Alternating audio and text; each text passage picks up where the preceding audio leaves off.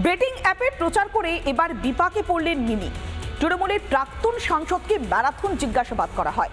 দিল্লিতে ইডির সদর দপ্তরে হাজিরা দিয়েছেন টলি তারকা মিমি চক্রবর্তী। সূত্রের খবর, মিমিকে জিজ্ঞাসাবাদ করে অসন্তুষ্ট এনফোর্সমেন্ট ডিরেক্টরেট।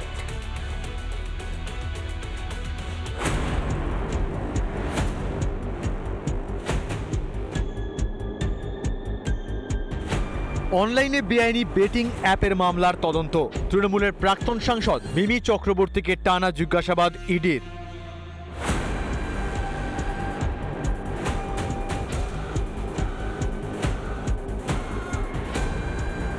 সঙ্গে আইনজীবী ও কাগজপত্র। সমন পেয়ে দিল্লিতে ইডি দপ্তরে হাজিরা তৃণমূলের প্রাক্তন সাংসদ মিমি চক্রবর্তীর। কেন্দ্রীয় সংস্থার দপ্তরে পৌঁছে যান যাদবপুরের প্রাক্তন সাংসদ। বেআইনি বেটিং অ্যাপের মামলায় মিমি সহ বেশ কয়েকজন রয়েছে ইডির আতশ কাচের তলায়। কর ফাঁকি, বিদেশে টাকা লেনদেন, আর্থিক তছরূপের মতো অভিযোগ রয়েছে এই সমস্ত বেটিং অ্যাপের বিরুদ্ধে। অভিযোগ, এই সমস্ত অ্যাপের হয়ে প্রচার করেছেন মিমির মতো তারকারা। আর্থিক সুবিধা নেওয়ারও অভিযোগ রয়েছে। এইসব বিষয়ে জিজ্ঞাসাবাদ করতে কেন্দ্রীয় সংস্থা একের পর এক তারকাকে তলব করছে।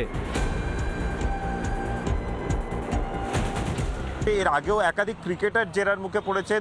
আগামীকাল উর্বশী রাউটেলা এবং অঙ্কুশ হাজরা এদেরকেও তলব করা হয়েছে। তো সেই জায়গা থেকে দাঁড়িয়ে এই যে বেটিং অ্যাপগুলো সম্বন্ধে তারা কি করে জানতেন, কিভাবে সেই চুক্তি হয়েছিল এবং কি কি কাজ তাদের করতে হতো এন্ডোর্সমেন্টের পাশাপাশি, সেই সমস্ত বিষয় কিন্তু তাদের কাছ থেকে জানতে চাইছেন তদন্তকারী আধিকারিকরা। সূত্রের খবর, মিমিকে জিজ্ঞাসাবাদে অসন্তুষ্ট ইডি। মিমির আইটি ফাইল, বেটিং কোম্পানির সঙ্গে আর্থিক লেনদেন সমস্ত কিছুই খতিয়ে দেখছে কেন্দ্রীয় সংস্থা। মিমি কি জানতেন এই অ্যাপ বেআইনি? জেনে থাকলে কেন বিজ্ঞাপন করেছেন? কেন্দ্রীয় সংস্থার এই সব প্রশ্নের মুখে পড়তে হয় তৃণমূলের প্রাক্তন সাংসদকে।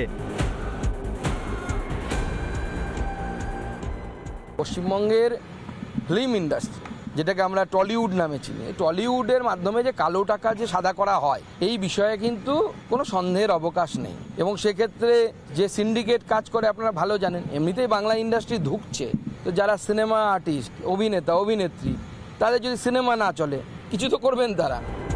কয়লা থেকে রেশন কিংবা নিয়োগ দুর্নীতির অভিযোগ, শাসকের অনেক নেতা মন্ত্রীকেই পড়তে হয়েছে ইডি সিবিআই এর প্রশ্নের মুখে। অনেকেই রয়েছেন গড়াদের পিছনে।